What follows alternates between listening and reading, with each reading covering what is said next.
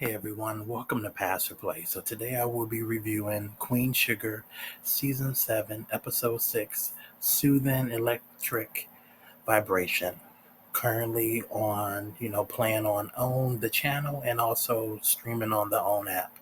Alright, so we open up with Angel and Dollar. They're outside in front of their new house talking about, how they didn't really get much sleep that first night because, they're just getting used to the new place and the new space of their new home, but they say, they'll fix it up and make it their own, and then, eventually, it'll be fine. Then later on, we go to them. Now they're at the sugar mill, that Charlie owns, and they let the co-op know, everyone's there, that they're going to add the sugar mill, to their property, to their books. It'll give them good tax advantages, and it'll put them, in the green instead of the red, and it'll also help, with the loss of Parthena's, farmland, and also too how they just don't want that to happen again. Um, you know, Ralph Angel says Darla will help make it more presentable for potential buyers, even though they don't necessarily plan on selling it, but just, they're going to fix up the place. They're going to make it look, again, more presentable. Um, and,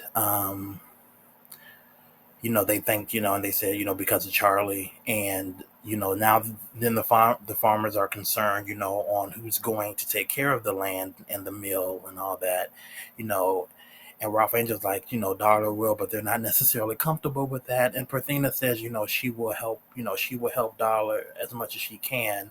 But a lot of the farmers are like arguing about who's going to take care of the land and who's going to, upkeep it. And Darla's like, I'll do it. But apparently they don't really trust her. So, she feels a certain kind of way, like, what do I have to do? Why do I have to keep trying to prove myself? It kind of plays on her kind of insecurities in that moment, with them arguing. She's like, I'm right here, and I helped Charlie run it, when she had when the mill was up and running 2 seasons ago before the fire. All right. So then it kind of ends there with that. So now we go to Micah and this NFT. So, now we're in LA. Him and Zane, they're waiting to meet Kai, this investor who bought the NFT. And, now, with the NFT out there, it sold for $200,000, a digital photo. Apparently I need to be doing NFTs. But it's, this NFT is messing with Charlie's congressional candidacy, run. Is bringing into question, for Charlie on, about the on-court outburst in the media. So now, as she's doing her candidacy, the media's the media is putting this NFT, it's going throughout all the papers, and it's bringing up the questions again about what happened with her on court outburst, when her husband was cheating on her. And then Zane recommends that Micah make a public donation, from his NFT earnings to the charity that Charlie and his dad is working with in reuniting undocumented kids with their families. Because currently, Charlie and I cannot think of the husband's name. Charlie and her husband, they're actually currently at the border trying to reunite these kids, these undocumented kids with their families and trying to get them back together. So Zane's like, make a public donation, to try to put some positive light on you and your mom's name, basically. But don't get it twisted. Zane is not a good influence on Micah, and he needs to figure that out. But anyway, after this, Micah meets the investor who wants to basically, he's like, I really love the first NFT. What do are you going to do more NFTs with your mom? He wants to basically exploit Micah's mom. And then he basically offers a little Ziploc of drugs. And he's like, let's do some drugs. And Zane is like, yeah, let's do it. And Micah just kind of sitting there like looking all shocked, but he's just going along with it. He's not really, standing up for himself. And at one point in this party, Micah does let the investor know that he wants to move, as far as his next NFTs. He wants to, he said, move the his culture forward, and he wants to focus on helping his mom campaign somehow, kind of through maybe using the NFTs, making it more positive, since this kind of damage that he's done. At this point too, he's still avoiding talking to his mom and dad. They're texting and calling him, and he's just not picking up the phone. And then at this point too, in the party, Zane lets Micah know that, Kai wants to, buy his next couple NFTs, and that, basically he needs to stop, feeling guilty and bad and all that about his mom, but he should, because, his success is coming at his mom's expense. And then, Micah, he decides, after these girls and these, like, these pretty girls in some dresses, they come like, can we get a photo? He's like, yeah. And him and Zane are like, tapping each other, looking at each other like, yeah, they're hot, whatever. And Micah decides to buy a round of drinks for the entire people at the party and give the credit card to, like, the waitress. And then that's when his grandma shows up. she's like, Micah, are you done? Let's go. And Zane says something, and Micah's like, that's my grandma. And then so from there we go to, his grandma, drives him back to her house. And she's like, you better explain yourself and your actions. What's going on? You need to call your parents. You keep ignoring them. I found out where you were from all the people tagging you at the party, but then they were also tagging his parents as well, which is like so messed up. It's like people were tagging the photos with him there, but they were also tagging his parents. That's messed up. And and and his grandma lets him know, Micah, you have a gift as a photographer, but you have to recognize and be careful how you use your gift. You know, again, Micah, he tells his grandma that he made $200,000 for that NFT, and she's like, that's a lot of money, but is it worth the tears that you made Charlie cry? And he just kind of looks there all kind of like, sad. And she also shows him that she has one of his photos that he sent her in a frame, um, like in the centerpiece in her house. She also ended up buying a photo from Rashad, Micah's photography teacher, because she said the photo that Rashad took reminded her of Michael's kind of, photography. But she's been really supportive of Micah and his photography. But she's like, you need to think about what you're doing and the decisions you are making. And Mike, you can tell too. Micah. He also talks about how to his what his mom is doing. Charlie, running for Congress, and his dad being this basketball player, and trying to help with the border and all these things, and he's just trying to find his place and figure out who he is, which you understand he's still in college.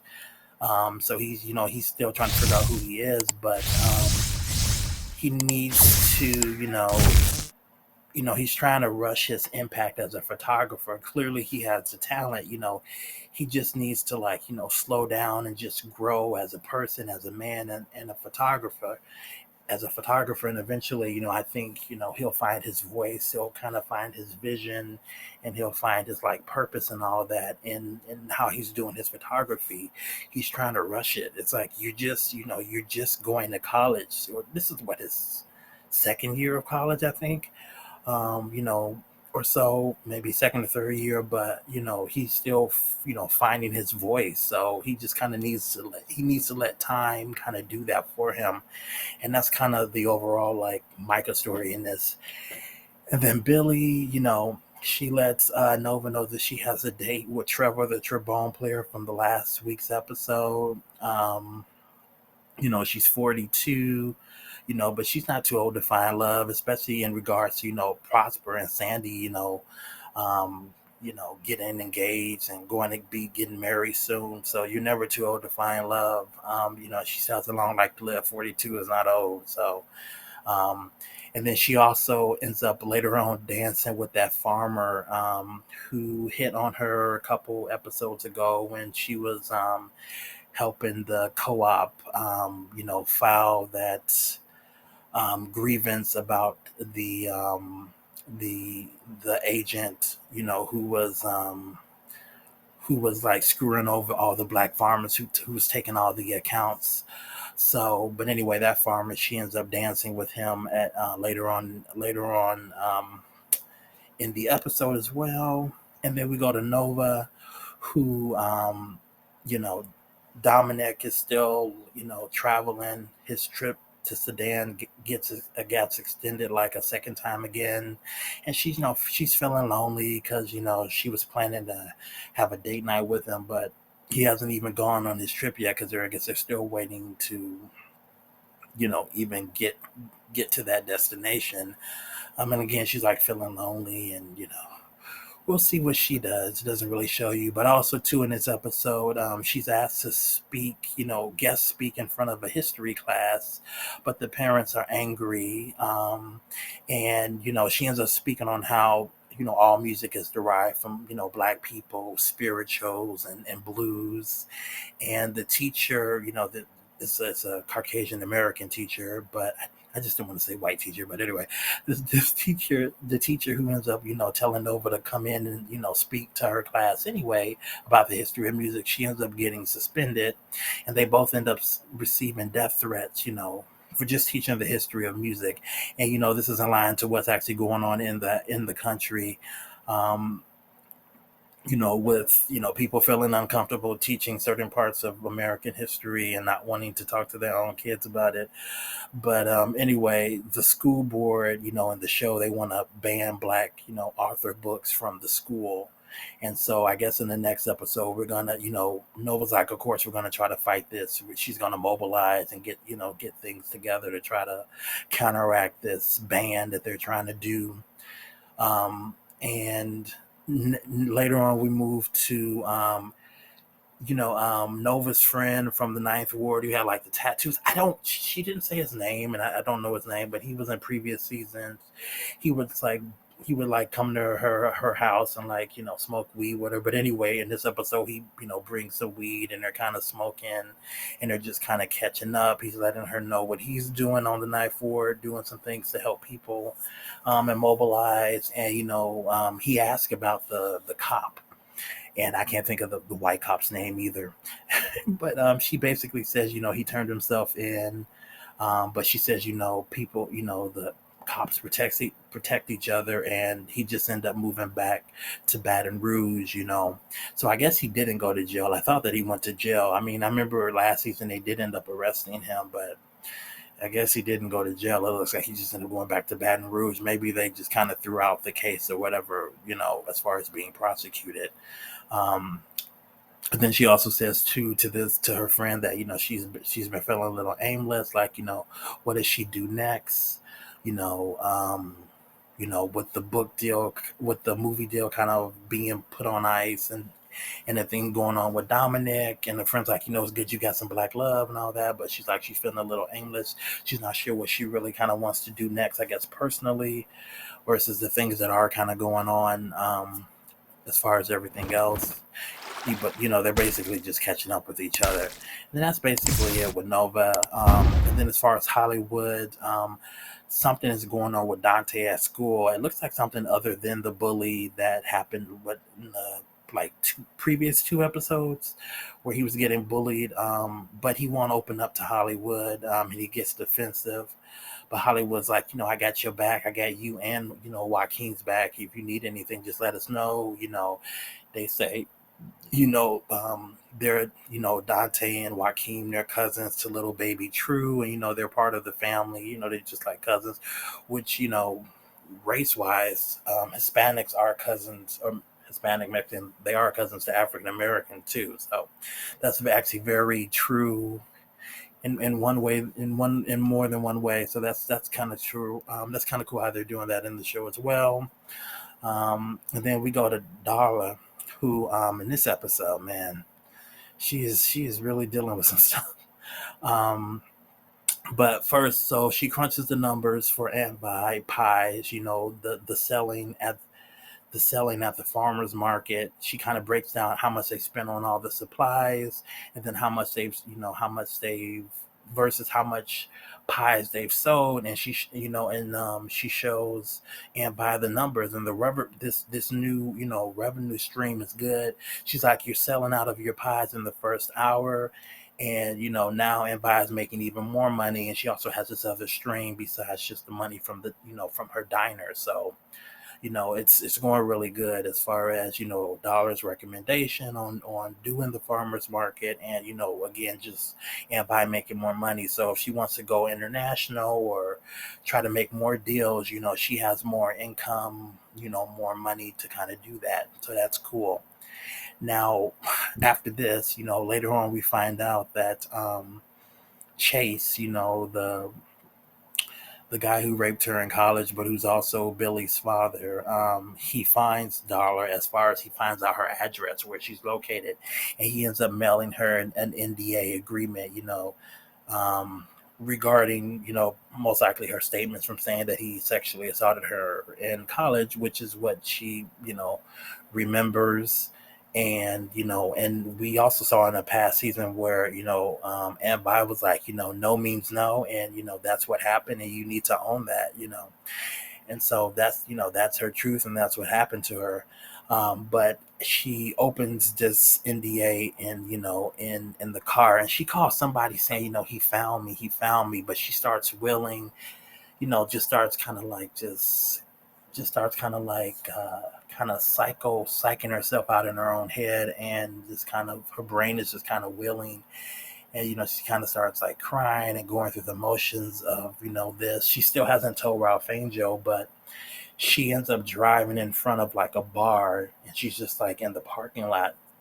She doesn't go in, but she does decide to go to an addicts meeting, or is it, yeah, like an addicts meeting, I guess, an AAA slash addicts meeting instead. And she lets them know, I'm afraid if I tell my husband, that, what he may do, we put in so much work to, again, get ahead, move forward. And I feel like, if I tell him this, this may put him over the edge, or he may do something that, will impede his freedom, because, they just had a baby, they just got a new home. Blue's doing really good in school, even though she said like, things aren't great. I guess things aren't necessarily great with the co-op, and they're still trying to figure out the footing with those, with the co-op. But that's just something that's going to take time. This is still, it hasn't even really been a full year since the co-op's been up and running. So, I mean, that's just going to take some time, before they start really making a profit from it. But like again, it hasn't even been a full year yet. But she said, things are not perfect, but they're not necessarily bad either. I think things are going in the right direction. But either way, she just kind of lets the people know, and they kind of tell her, you need to let your husband know, about what you're going through, because hiding it from him and keeping it in is, like a poison to you. You can, it can end up, suffocating you. It can end up having a negative effect, but she doesn't drink. She doesn't do any drugs. She goes to the AA meeting. She does end up missing a doctor's appointment with Ralph Angel and True.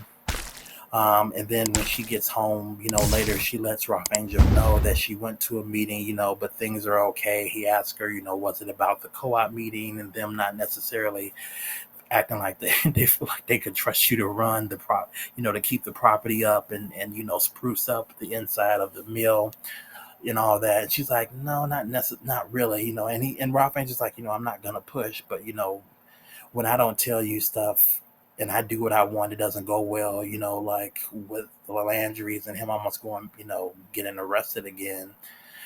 So he's like, I'm not gonna push, but you can talk to me. Just let me know, whatever's going on, and trust me, I love you, baby, basically. And she still doesn't do it. She's like, no, it's good. I'm like, she just needs to tell him. It doesn't make sense to hold on to this, but you know. And then the last thing that we have in this episode is Prosper and Sandy. They're moving forward and they moving quick. So, yeah, they're older, and so they kind of they're getting ready to have their bachelorette parties, and they both agreed no strippers. And at the girls' party, only Parthena, she's the only one who has ever been naked in public in a game of Never Have I Ever. And Nova's like, apparently I need to live more because some of these answers y'all are giving, I haven't done everything I need to do in my life. Um, and two, Anne Vi was looking really cool and nice, and she had like this blue leather kind of thing going on. She looked really cool. Blue's my favorite color, but she looked really cool in that. Um, but yeah, it was like all blue. She looked really nice. It was really cool. And um, to Prosper, he asked Ralph Angel to be his best man because his father, Ralph Angel's father was Prosper's best man when he first got married, and that was his close friend and all. So, and Ralph Angel says, "Of course, I'll be your best man." So that's really cool. That was a cool moment. They hug each other. And then the ladies, leave their bachelorette party and come over to the guys' parties. And then they all kind of just start dancing and having fun. And the episode ends there. And so this was a really good episode. Micah is going to have to make better decisions. He's going to need to get away from. I mean, if he is going to do NFTs, maybe he doesn't need to do it with Zane or this Kai guy. Or if he does, he needs to make it clear what he really wants his work to be, and figure out what he wants his work to be, and stop letting people, use him to do it at the expense of his family. Prosper and Sandy, they're moving quickly to get married, because they love each other. They're older, but they know what they want too, so that's cool. Um, Hollywood and Dante and Joaquin and that dynamic, that's cool. Aunt Vi and her business is growing. That's good. Dollar just needs to tell Ralph Angel the truth. Hopefully, Ralph Angel will, deal with it in a calm and collected way. He won't make any like bad decisions that will, take him away from his family or put him back, in prison or jail or anything. But I'm pretty sure once we do meet Chase, it'll be interesting to see how everything kind of happens. I'm assuming they're going to bring him. Um, I'm pretty sure we will end up meeting him. So hopefully we'll see how that plays out. And you still got the thing with the Landrys and the land and all this. So we'll see kind of how everything plans out. But this was a good episode. I would say it wasn't as climatic as some other ones, but it was good for me. If you guys like the video, press the like button. If you have any comments, leave them below. If I missed anything, if you like the review, anything like that, thanks. And please subscribe if you haven't done so already. Trying to get 1,000 subscribers by the end of the year. And thank you to all those who have subscribed. Again, I will see you all next time.